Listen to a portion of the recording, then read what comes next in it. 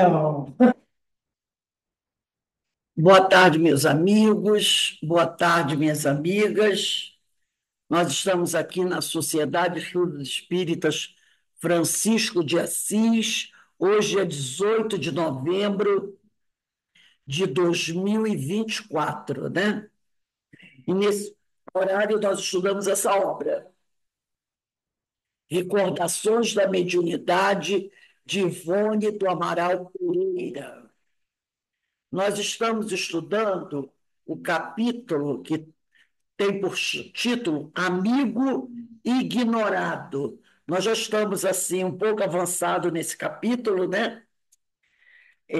Mas quem está com o livro assim, igual o meu, é página 122. Nos outros a gente não sabe informar.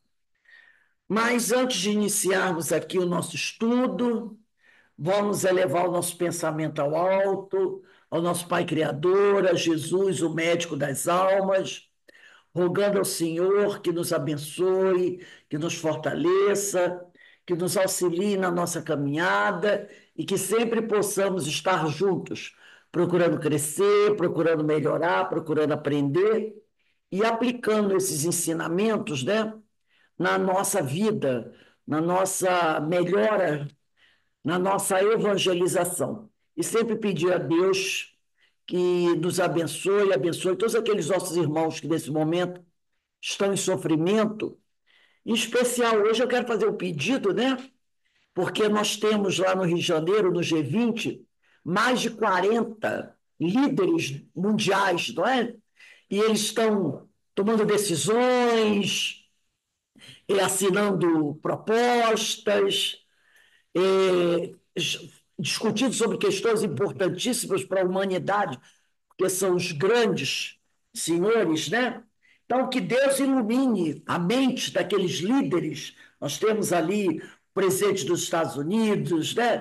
Primeiros ministros e vários outros homens de grande poder, que basta que um deles, né, Xi Jinping, da China, então basta que dois, três deles decidissem tomar uma atitude para auxiliar o final da guerra, para resolver as questões da fome no mundo, e com certeza essas mudanças alcançariam. Gostaria que eles tivessem um pouco mais de boa vontade, né, de espírito humanitário. Então, vamos pedir a Deus que ilumine esses homens que se encontram lá, no Rio de Janeiro, reunidos, né, discutindo esses temas, que eles possam ter um pouco mais de clareza, bom senso, boa vontade, para tentar melhorar a situação do homem no planeta Terra.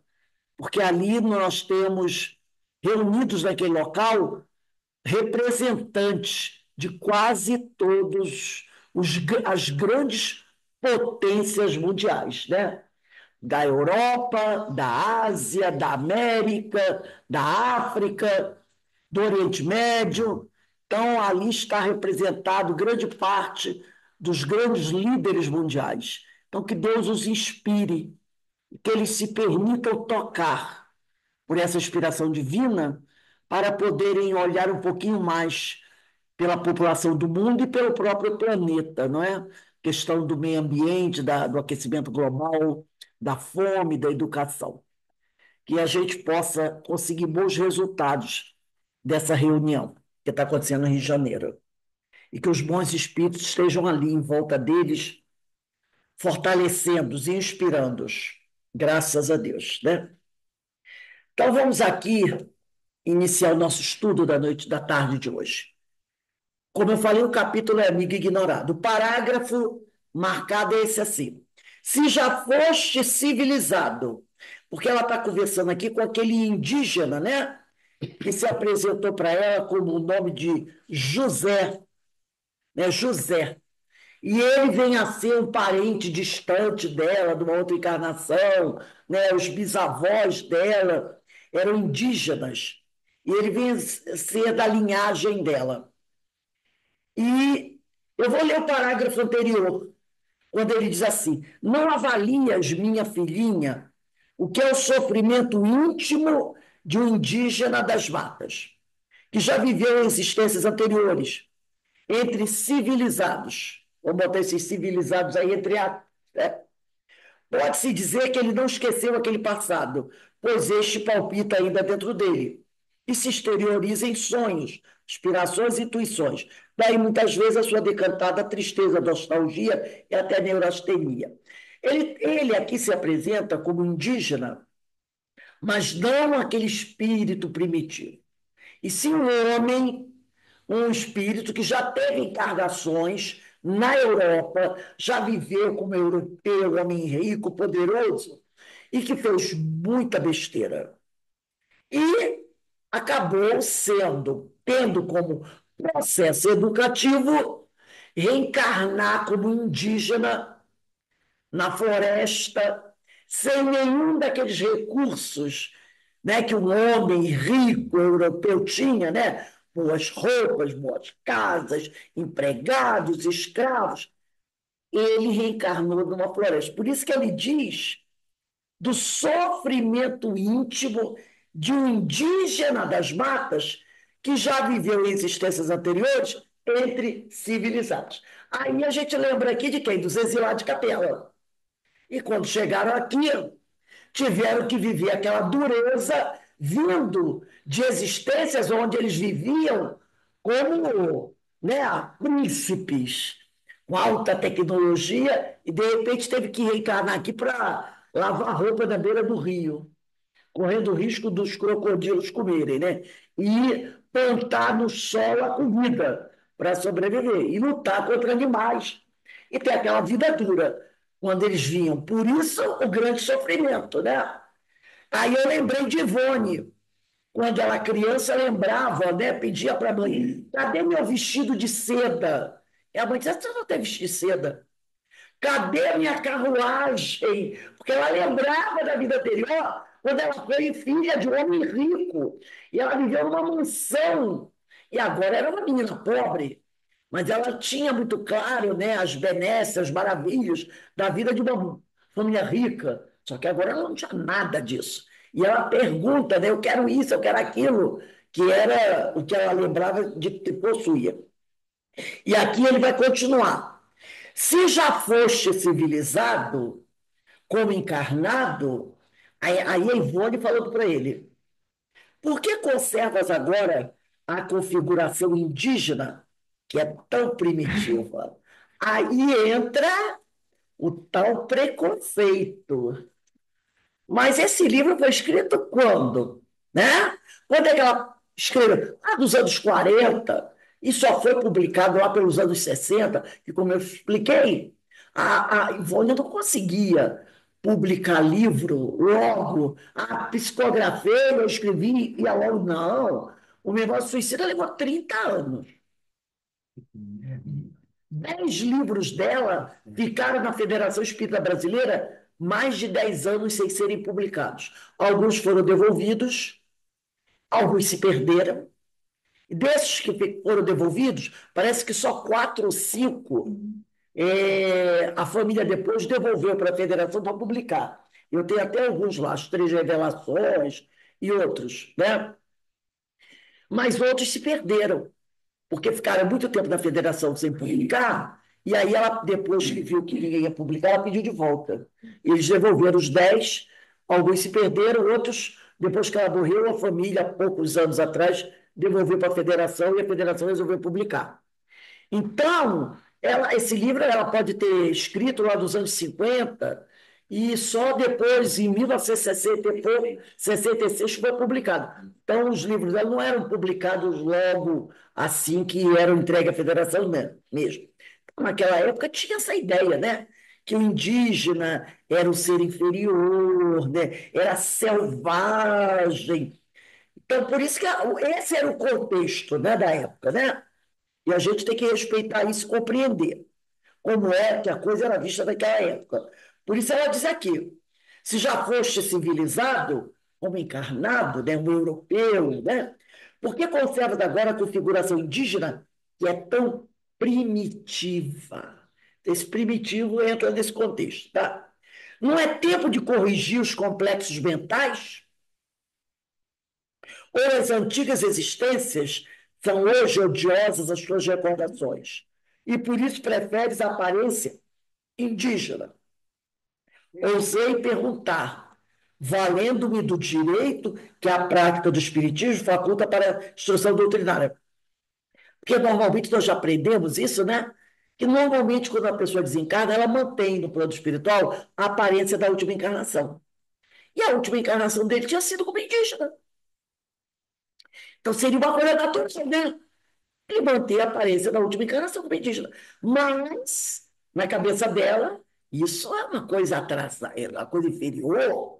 Ele tinha que manter a aparência do homem europeu, das encarnações anteriores a ser indígena, do homem civilizado. E ela diz aqui, você precisa corrigir os complexos mentais. Não pode manter essa aparência de indígena, de ser inferior. Tem que manter a aparência do homem europeu, né? Do homem europeu, né? Aí ela diz, será que você tem algum problema que não consegue?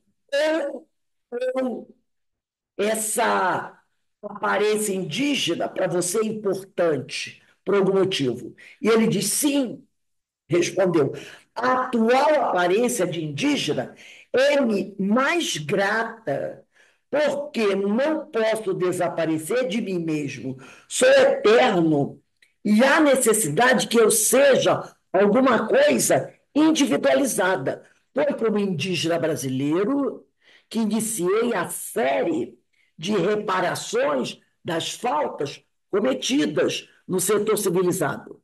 Mas, ainda que eu desejasse modificar minha aparência, não poderia, por uma questão de pudor e honradez. Como aparecer a mim mesmo, um a outro, com a personalidade de um déspota? É o que ele foi como homem civilizado, né? Um tirano, um acelerado traidor. Terei de desempenhar longa série de tarefas nobres nos setores obscuros que me couberem, em desagrado aos males outrora causados em setor civilizado. A punição continua. Ainda não estou liberto do pecado, dos erros, né? Daí o meu antigo pedido à tua bondade para que rogasse a Deus por mim. Então, essa aparência, essa reencarnação como indígena, foi aquela reencarnação onde ele se conscientizou, né, das questões, onde ele fez o processo educativo dele, e agora ele prefere manter a aparência de indígena do que aquela outra aparência que lembra o déspota, o traidor, né? O homem corrupto. Então, essa é. Tanto que ele diz aqui, ó, por uma questão de pudor e honradez. Eu prefiro essa aparência. E eu me lembro de Emmanuel, que até hoje, quando Emmanuel aparece, ele aparece com a aparência de quem? Do senador Publio Lentulus. Por que não aparece com a aparência do jesuíta, que foi o Padre Manuel da Nóbrega, não é a Padre Manuel da Nóbrega? Não aparece com essa aparência do Padre Manuel da Nóbrega, que foi uma das reencarnações dele. Ele prefere a do senador Públio Lentulus, lá, aquele, altamente comprometido com a política, com as questões materiais, com o poder.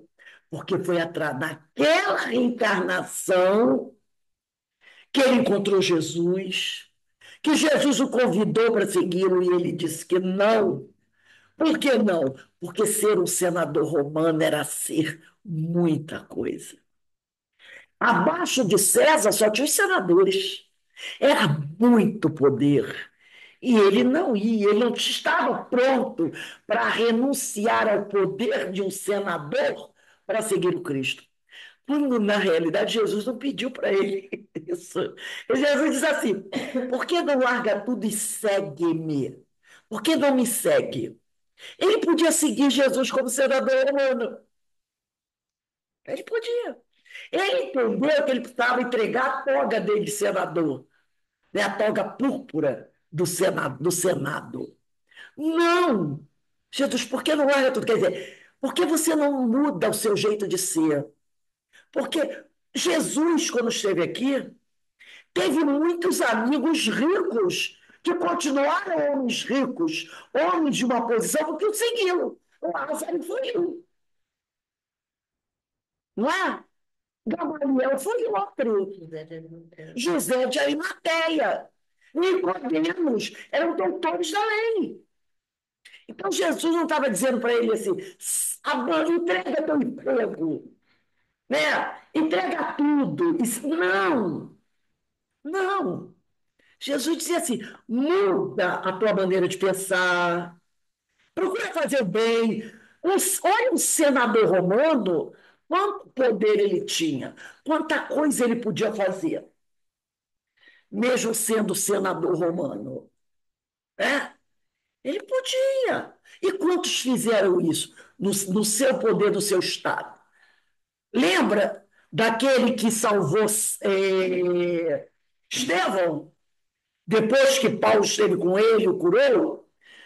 Muitos mantinham o seu status, o seu poder e faziam coisas boas. Então, quando Jesus disse: por que você não me segue? Ele não compreendeu. Lembra de Joana de Cusa? Quando ela falou: Senhor, eu vou largar meu marido para segui-lo. Ele disse: não, não, não. Você não vai abandonar o seu marido, a sua casa, seus filhos para me seguir. Você vai me seguir dentro do seu lar, como esposa de Cusa, que o nome dele é Cusa, que era um tipo de grande funcionário lá, né? Diz: você vai me seguir ali, sendo uma boa esposa, uma boa mãe, educando seus filhos, falando do evangelho dentro da sua casa. Não, já pensou se Jesus dissesse: é isso aí, minha filha, abandona seu marido, larga ele para lá e me segue.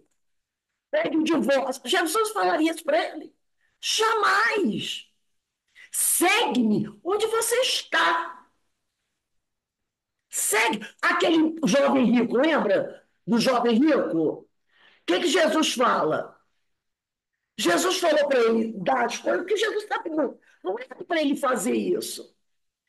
Né? Entregar tudo, ficar pobre, paupérrimo, e depois é pedir esmola. Lembra daquele coletor de impostos? Zaqueu? Zaqueu entregou tudo? Não. Ele fez justiça. Aonde eu avancei, aonde eu espoliei, eu vou devolver. Porque como coletor de impostos, né? Ele sempre metia a mão em mais. Tem que dizer assim, ó, aqueles a quem eu tirei, eu vou devolver. E se tiver mais gente que eu vou devolver. E continuou como coletor de impostos. Não abandonou o emprego dele, continuou como coletor de impostos, trabalhando para os romanos. Mas seguiu Cristo. Então, para seguir o Cristo, não é preciso abandonar tudo e sair pela rua. Você siga o Cristo fazendo o que você está fazendo. Foi isso que Emmanuel não entendeu, que o senador Publio Lentulus não entendeu. Entendeu? Que ele podia seguir o Cristo sendo um senador romano. E ele não entendeu isso. E por isso, aí mais tarde, ele vai aprender a grande lição. Ele vai ter muito sofrimento aí para frente. Nossa, vai sofrer demais. Então, aquela reencarnação foi crucial para ele. Por isso, ele mantém até hoje a aparência do senador Públio Lentulus. Não do padre Manuel da Nóbrega, que já era muito mais evoluído que o senador Públio Lentulus. Não, não, É até não. para ele se lembrar, né? Exatamente. Então, ele tem a aparência do padre, só que ele conheceu como sendo como jesuíta, que ele de repente aparece com os jesuítas para aqueles espíritos que o conheceram como jesuíta, que era o espírito mais evoluído. Ele apresenta daquele que não seguiu Cristo. E o convite foi pessoal, né? Essa é a maior dor dele. O convite foi pessoal. Jesus com ele, né? Então, ele não entendeu, por isso ele mantém. É o caso aqui do José, que ele diz: não, não, não, eu vou manter a aparência de indígena. Por quê? Você quer que eu apareça com o homem civilizado? Mas o homem civilizado, quem ele foi? Tirando. Ele foi um tirano, ele foi um homem cheio de defeitos, né? Então, eu mantenho por pudor, ele diz, por pudor, eu vou manter a aparência desse indígena, né? Aí ele diz assim, a minha punição continua, quer dizer, o que ele viveu como homem dito civilizado não foi coisa pouca, que ele continua sendo reeducado, né? Ainda não estou liberto do pecado, dos meus erros, eu ainda não reparei tudo. Daí o meu por isso ele pediu a ela, rogue a Deus por mim, porque eu tenho muita coisa para corrigir. Aí ela pergunta para ele: quem te vem punindo? Deus? Voltei a indagar. Ele: como pode julgar que Deus pune alguém? Quem me pune sou eu mesmo. É o tal do inferno que que o Haroldo Dutra Dias falou. É o inferno, né? É a lei de causa e efeito. É a minha consciência. Onde está escrita a lei de Deus? Na nossa consciência. Livro dos Espíritos, questão 621. Um desajuste em que me sinto à frente da harmonia universal. Então a consciência diz para ele, mostra para ele, meu filho, olha aqui, ó. Você infringiu a lei universal. Você infringiu. E você ainda não reparou isso. Então a consciência o acusa. Aí ela diz assim: podes revelar o grau da nossa ligação do passado? Ele disse que eles haviam se ligado no passado em algum momento. Ele não poderei, nem mesmo como intuição por um sonho. Ela continua insistindo, né? Por que não podes? A lei divina me proíbe. E não desejo mais infringi-la. Ele já infringiu muito. E se eu contar para ela qual é a ligação que ele e ela tiveram no passado, ele estará infringindo outra lei divina. E mesmo não mereceria crédito. Somente o que acabo de revelar me é permitido. Então, tem coisas que os espíritos não têm permissão para nos revelar. Respeitei a lei que tal proibição fazia e não insisti.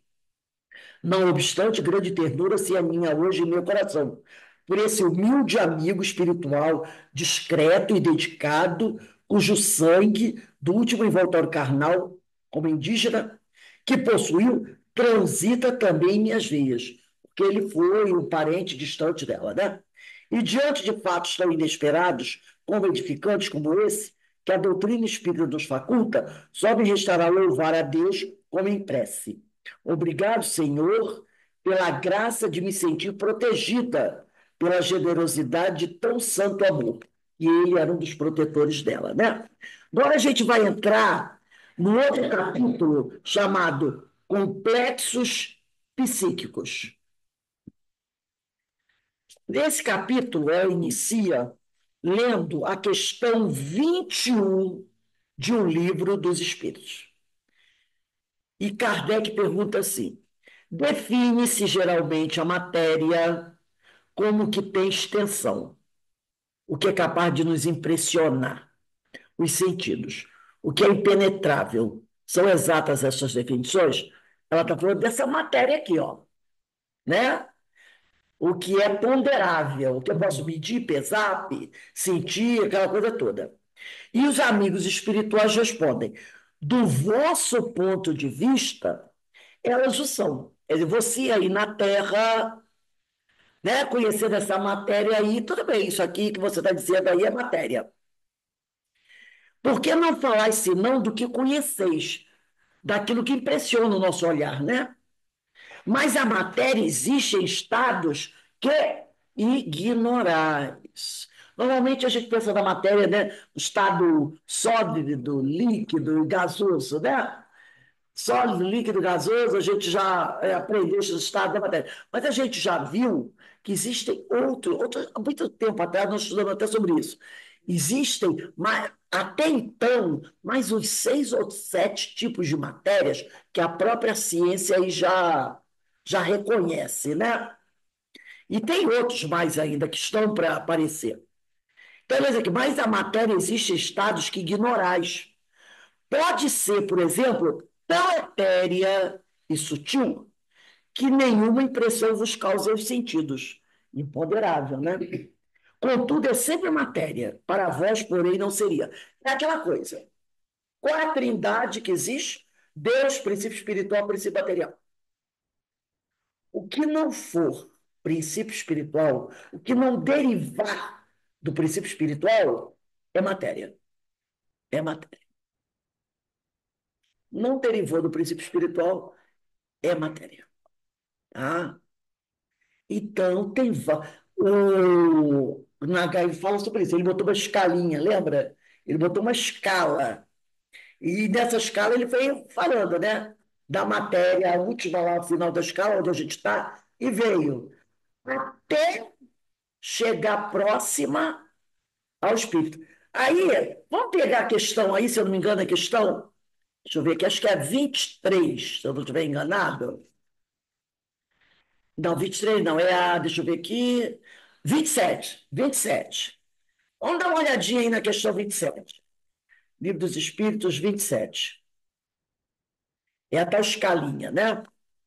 Há, então, dois elementos gerais do universo, a matéria e o espírito.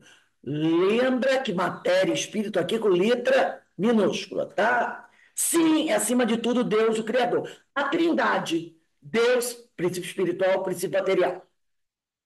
Deus, espírito e matéria, constitui o princípio de tudo o que existe. A trindade universal. Mas ao elemento material se tem que juntar o fluido universal, que desempenha o papel de intermediário entre o espírito e a matéria propriamente dita, por demais grosseira, para que o espírito, princípio espiritual, possa exercer ação sobre ela. Embora, de certo ponto de vista, seja lícito classificá-lo, quer dizer, ele está falando do fluido cósmico, né? O princípio material, como elemento material, ele se distingue deixa por propriedades especiais. Então, o fluido é um tipo de matéria, porque ele não vem do princípio espiritual. Ele é um tipo de matéria, mas ele tem propriedades especiais que o distingue do princípio material propriamente dito. Mas ele é um tipo de matéria, porque a trindade universal é formada apenas de três elementos: Deus Criador, princípio espiritual e princípio material. Então, se ele não é princípio espiritual, ele vem do princípio material. Mas ele tem características diferentes do princípio espiritual.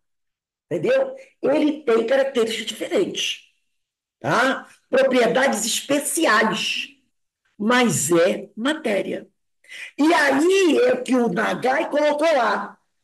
Se o fluido universal fosse positivamente matéria, como a gente conhece, razão não haveria para que também o elemento espiritual não fosse. Está colocado entre o espírito e a matéria. É fluido como matéria e matéria. Aí foi o que ele falou. É daquela matéria mais próxima do espírito. Lembra quem assistiu a aula? Dentro daquela escalinha, é a mais próxima do espírito. E nós? Agora vamos pensar do espírito, espírito imortal, espírito com letra maiúscula. Qual é a matéria mais próxima do espírito? Dentro, nós estamos aqui, encarnados. Né? Qual é a matéria mais próxima do espírito? O pé é espírito. Corpo mental. Corpo mental? É o corpo mental. Que é o envoltório do espírito. Porque ele mostrou isso. Você tem o corpo mental, vê o corpo mental. Abaixo do corpo mental vem o perispírito. Várias camadas que vão se, ó, que podem se diluir. O corpo mental não se dilui. Conforme o espírito crístico, o que ele tem? Corpo mental. Corpo mental. Ele não tem mais as camadas. Então ele coloca lá. Espírito, corpo mental. É, vamos dizer, o perispírito do espírito, do espírito puro. Você chama assim. É a matéria aquela matéria mais próxima do espírito. Depois do corpo mental, vem outras matérias que vão, entendeu? Se afastando do espírito, as mais distantes, até chegar próximo ao corpo físico. Então, quando o espírito está para encarnar, que o Nagai colocou, ele, espírito, corpo mental, seu perispírito. Ele tem que encarnar, ele está na erraticidade. Ele tem essas camadas abaixo do corpo mental. Ele não é perfeito. Então, ele tem aquelas várias camadas. Aí, o corpo de relação dele é esse perispírito, essas camadas, é o corpo de relação dele. Ele, para encarnar, ele cria mais uma, que é o duplo etéreo, formado de energia dele e de energia dos elementos da Terra. Por quê? Porque essa última camada vai ficar colada ao corpo físico. Então, a matéria mais grosseira colada ao corpo físico é o duplo etéreo. O duplo etéreo, dentro dessa escala, é a matéria mais grosseira, o elemento fluídico mais grosseiro ligado ao corpo físico, que é formado de parte do perispírito e parte das matérias da Terra. É o mais grosseiro. Tanto é que parte dele se dissolve quando a gente morre. E qual a parte mais sutil? A outra ponta da escala é o corpo mental. É o corpo mental. Quando o espírito desencarna, ele vai para o espírito. O duplo etéreo não vai. Ele se dissolve. Ou melhor, deveria se dissolver todo, né? Mas não é bem assim, né? O homem muito ligado à materialidade traz com ele um pouco dessa matéria grosseira, que aí nas mesas mediúnicas vai tomar um choque anímico para se libertar daquilo. Então tem essa escala. Tem essa escala. A matéria mais sutil, corpo mental, e a matéria mais grosseira, né? Nós temos isso. Conforme o espírito vai evoluindo, ele vai eliminando tudo isso, vai eliminando tudo isso, vai eliminando tudo isso. E aí é o corpo mental. Mas se ele precisar encarnar como Jesus, pela lei, o que ele tem que fazer? Seu corpo mental vai ter que, ó, organizar tudo isso aí. Duplo etérico e corpo físico. Logicamente, a energia vai estar mais. Mas é da lei, vai ter que fazer. E vai ter que pegar da matéria do planeta onde vai encarnar e juntar o seu perispírito. Né? Então, ele falou sobre isso aí. É por isso que ele disse aqui, 27, né? Ele diz: está colocado entre o espírito e a matéria fluido, ou a matéria é matéria, insuscetível pelas suas inúmeras combinações com este elemento material e sob a ação do espírito, do elemento espiritual, de produzir a infinita variedade das coisas de que apenas conheceis uma parte mínima. Esse fluido universal, ou primitivo, né? Ou primordial, ou elementar, sendo o agente de que o espírito se utiliza, é o princípio sem o qual a matéria estaria em perpétua divisão. Então, é esse fluido que mantém a matéria que coesa, tá? E nunca adquiriria as qualidades que a gravidade lhe dá. O que acontece com o cadáver? O fluido saiu dele. O que aconteceu quando o indivíduo desencarna? O espírito vai embora com o seu perispírito, levando o fluido. Fica a matéria sem o fluido. O que acontece em algumas horas? O corpo começa o quê? A se desmanchar. Não tem mais a liga, não tem mais a colinha para manter ele coesa. Dependendo da situação, em 2, 3 meses, 6 meses, o homem vai lá, só tem osso. Cadê a carne? Cadê os músculos? Cadê os nervos? Não tem mais nada. Não tem mais nada. Entendeu? Aí a gente vai. Então, ele diz aqui: estaria, sem ele, estaria em perpétuo. estado de divisão e nunca adquiriria as qualidades que a gravidade lhe dá. Né? Então, bastante interessante isso aqui, né? Então, ela, é o que ela diz aqui. Ele vai dizer para, os espíritos vão dizer aqui, ó, do vosso ponto de vista, elas o são. Porque não falar senão do que conheceis. O que a gente conhece? É a matéria grosseira. A gente conhece essa matéria grosseira, né? Mas ele diz, mas essa matéria existe em estática e ignorante. É a escalinha que o Nagai colocou lá. Do mais fluido, mais grosseiro ao mais sutil. Pode ser, por exemplo, tão etéreo e sutil que nenhuma impressão vos causa os sentidos. Contudo, é sempre matéria. Para vós, porém, não o seria. Aí ela vai dizer aqui, pelo ano de 1958, é o ano que eu nasci, isso tem 66 anos, um parente meu, a quem nestas páginas tratarei pela inicial C, ela não quer dizer o nome dele, vai botar só a primeira letra do nome dele, adoeceu gravemente, declarando os médicos consultados tratar-se de úlcera do duodeno. Chamada que fui do estado de Minas Gerais, onde então me encontrava, a fim de auxiliar no tratamento ao doente. Logo de início constatei, por minha vez, que além da enfermidade física, muito bem diagnosticada pelos médicos, existiam ainda na pessoa de ser as influências psíquicas deletérias de duas entidades desencarnadas sofredoras, processo obsessivo, agravando-lhe o mal, as quais eu distinguia facilmente pela vidência, detendo-se de preferência no próprio aposento particular de si. Então, eles ficavam ali dentro do quarto, né? Uma delas, com a particularidade, um dos espíritos, de se deixar ver deitada no soalho, quer dizer, no chão do quarto, sobre uma velha esteira e um travesseiro roto e sedoso, sem fronha e coberto com os miseráveis restos de cobertor. Então, um dos espíritos se apresentava assim.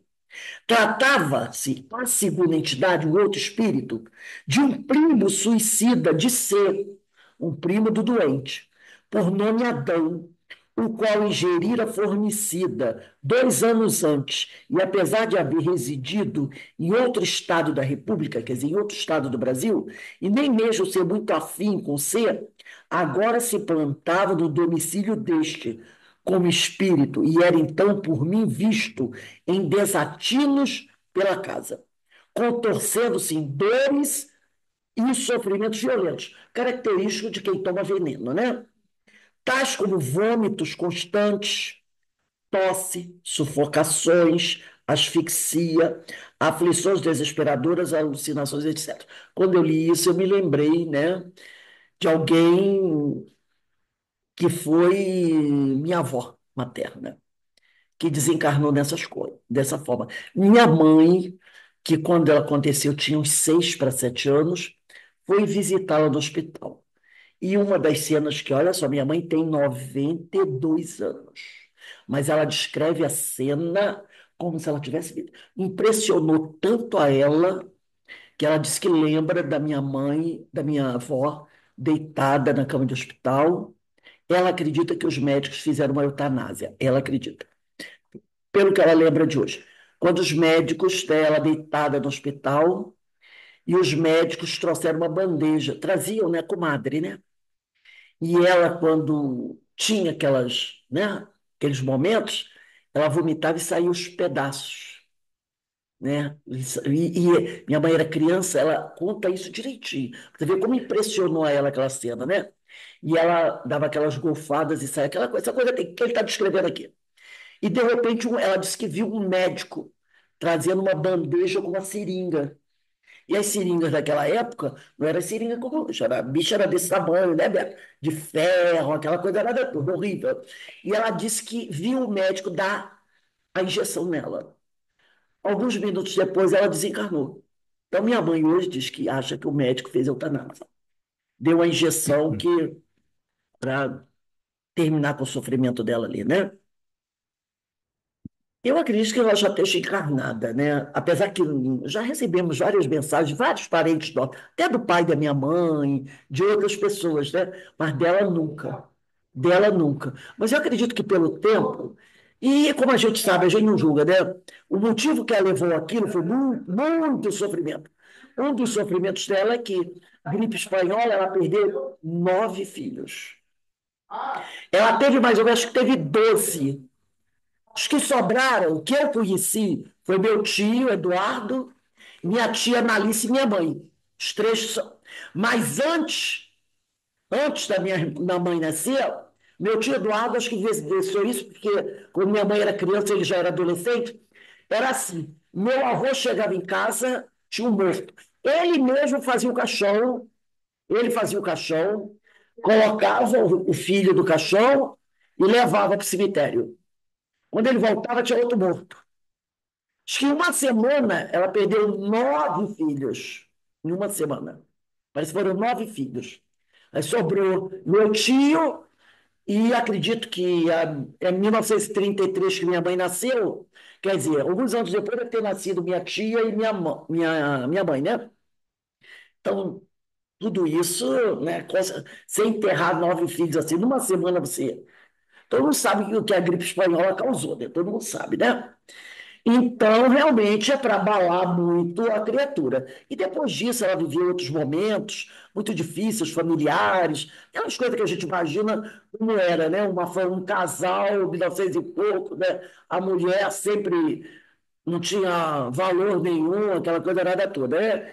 E no momento desses de muito sofrimento, ela cometeu esse ato, né? Então, a gente sabe, né? E a gente não deve julgar, e que há casos e casos, tudo isso é levado em consideração pela misericórdia divina. Eu acredito que ela já tenha até encarnado, talvez já tenha até desencarnado de novo, ou seja, de repente, uma das minhas netas, ou até eu mesmo, quando eu nasci em 58, ela morreu em 38, por aí, né, mais ou menos. Então, né, pode até ser. Então, a gente sabe, já é uma pessoa que deve estar encarnada por aí, já resolvendo as questões dela. Mas ela é que descreve o caso do rapaz que se envenenou, né? Contorcendo-se em dores, que diz que é uma das piores, essa e dos que se tacam fogo no corpo, diz que são os piores sofrimentos. Está lá no livro Memória Suicida, né? Contorcendo-se em dores e sofrimentos violentos, tais como vômitos constantes, tosse, sufocações, asfixia, aflições desesperadoras, alucinações, etc. E com tais complexos atingindo fluidificamente o enfermo, que externava os mesmos sintomas e tinha os seus males agravados. Por isso, né, que Ivone pede, né, para a gente sempre orar naquela mensagem que eu e a Carmen mandamos aí para você, que eu replico depois para as outras pessoas, para a gente rezar pelos espíritos muito, muito sofredores. Então, os muito, muito sofredores não são só os espíritos maus, são esses espíritos suicidas, né? Imagina o sofrimento desses nossos irmãos, né? Que pode ter sido um de nós pode ter sido uma vida passada um suicida, que sofreu muito. Então a gente tem que sempre orar muito por esses irmãos, porque o sofrimento que eles passam é atroz. A própria Ivone, do livro Memória do Suicida, ela fala, né, que nenhum de nós aqui, ou aquele que nunca passou, ou que não se lembra, não tem condições de avaliar o nível de sofrimento que passa o irmão suicida. E vamos lembrar, cada caso é um caso, tá? Cada caso é um caso. Mas é muito sofrimento. Então a gente tem que orar muito por esses nossos irmãos. Orar muito. E a pessoa diz, seu não, a gente tem que ler sobre isso sim. Tem que ler sobre isso. Tem que ler várias vezes o livro Memória Suicida, ler o livro do Almeri, do Martins de Castro, que é aquele livro que fala sobre martírio dos suicidas. Tem que ler e falar sobre isso, sim, para a gente ficar, vamos dizer assim, assustado. Vamos começar por aí. Ficar com medo. Não, Deus me livre fazer um negócio desse. Primeiro a gente tem que saber, né? Vamos dizer assim, primeiro assusta o sujeito. Não, você tem que ter, depois o sujeito vai entender que não deve fazer isso, que a vida não pertence a ele, a vida é dada por Deus. Mas primeiro vem o susto. É impressionante, é igual sobre quando começou o movimento espírita, né? Quem começou primeiro foi as mesas girantes, para impressionar as pessoas. Então a gente tem que falar, o cara tem que ficar impressionado mesmo. Ao ler isso aqui, vai dizer, Deus que me perdoe fazer o troço.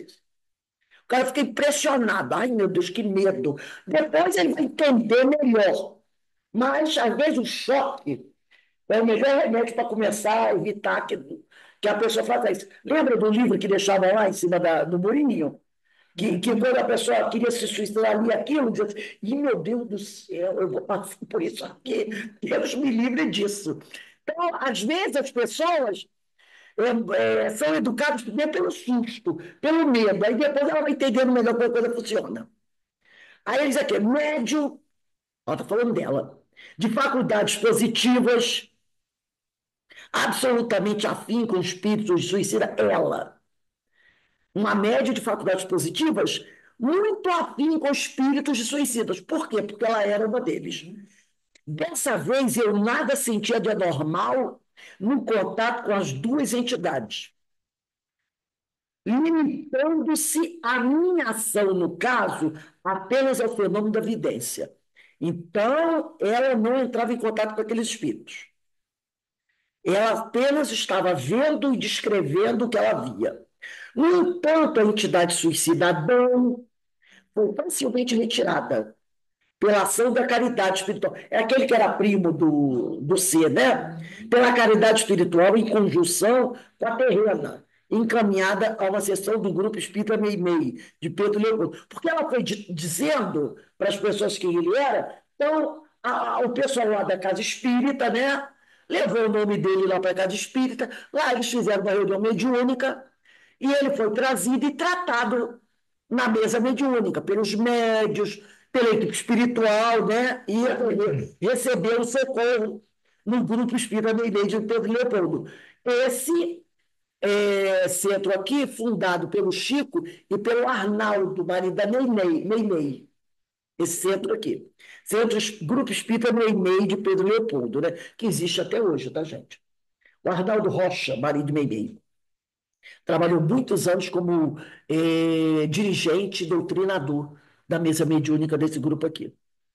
Aí ele diz assim: em Minas Gerais, comunicando-se o Adão ostensivamente pelo fenômeno de incorporação por um dos médios do grupo, apresentando todas as particularidades da própria personalidade e do gênero de morte que tivera, que ele tomou veneno, né? Inclusive os vômitos, a tosse, a asfixia, conquanto o médio permanecesse alheio à existência da mesma entidade, dos fatos em geral a ela relacionados, sendo ao demais vista e descrita com minudências pela vidência do médio Francisco Cândido Xavier, que igualmente desconhecia a existência do suicídio e os laços parentescos entre este ser. Então ele foi levado para lá, tá? Foi atendido pelos médicos da casa que não conheciam a história dele, de suicida, que a Ivone não contou, né?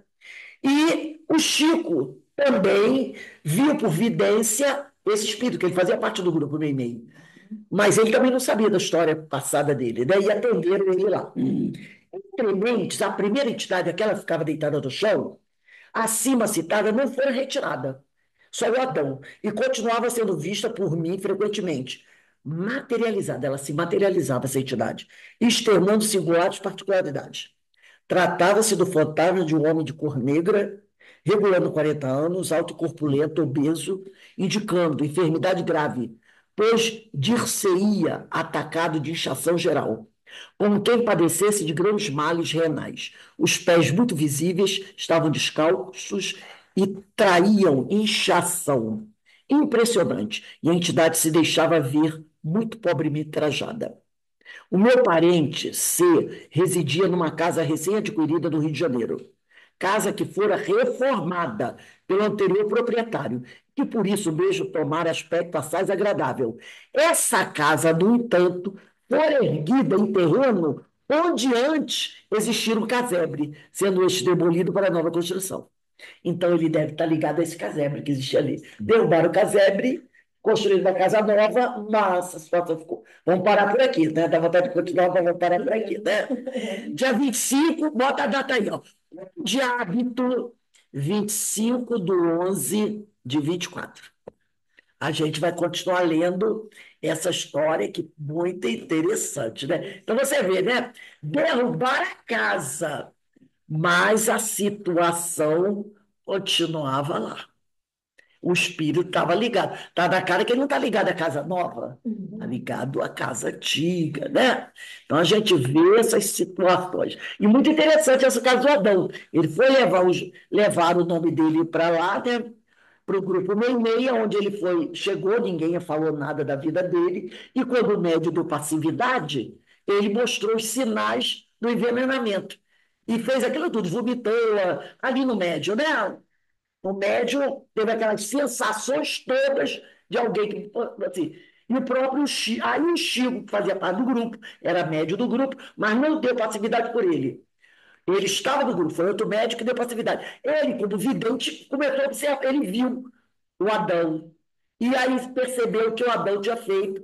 Né? E depois ele registrou, confirmando o que a Ivone tinha contado. Né? Você vê como muito interessante isso, né?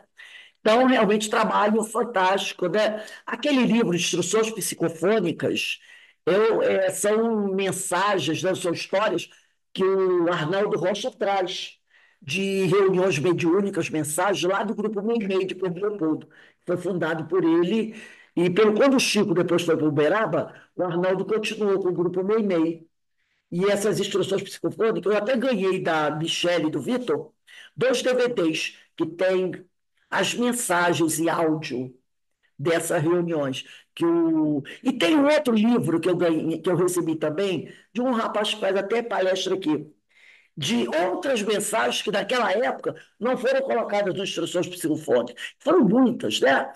Algumas sobraram, e essas que sobraram, eles publicaram um novo livro, eu tenho lá em casa, que eu recebi dele, e com outras mensagens daquela época, né? E essas das instruções psicofônicas, essas mensagens eram gravadas naqueles cassetes grandes, e eles também publicaram livros de instruções psicofônicas, que mais tarde uma outra pessoa passou daquelas fitas grandes para DVD. E eu ganhei de presente, né? São 2 DVDs. Aí tem todas essas comunicações que eram dadas lá, algumas até pelo Chico também, as DVD ou CD? DVD, DVD, é só o áudio. E tem mensagens lindas, uma mensagem linda que o Chico recebe de uma entidade espiritual elevadíssima, né? E tem várias mensagens dessas reuniões, né? Um dia que a gente vê a oportunidade de escutar algumas delas, o som é meio assim, porque, né? Coisas feitas em 1940, por aí. Mas muito, muito legal, muito bom mesmo. Bem, gente, a gente vai encerrando aqui a nossa reunião. Lembrando que hoje nós temos, tá? Que eu mandei para todos vocês, Deise, eu acredito que você tenha recebido, mas a Deise acho que não está mais aí, não. Eu mandei ao painel Espírito Seu Imortal com a nossa irmã, né, Ana Valéria Ventura, lá do Guapimirim, que ela vai falar sobre as obsessões sutis e as graves consequências. Então, está bem em acordo, né, com o que a gente está estudando hoje. Que Deus nos abençoe, que Deus nos fortaleça e que a gente possa prosseguir, né, se esforçando por nos melhorarmos cada vez mais e pedindo a Deus ombros fortes para que a gente possa vencer as dificuldades que se apresentam, podem se apresentar na nossa vida, né? Daqui a pouco a gente está de volta. Vou passar aqui para